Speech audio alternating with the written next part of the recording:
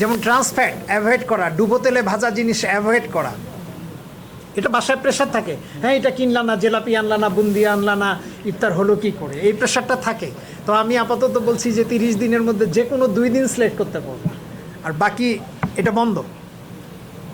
তো এই জায়গাগুলোতে আমাদের কাজ করতে হবে, এবং কালচারাল চেঞ্জ আনতে অনেক সময় লাগে।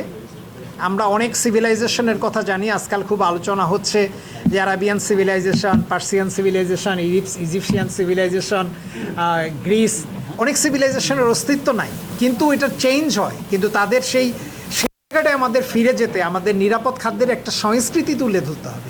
এই শব্দগুলো এখানেই আসছে, আমি যা বলছি আপনারাই বলছেন।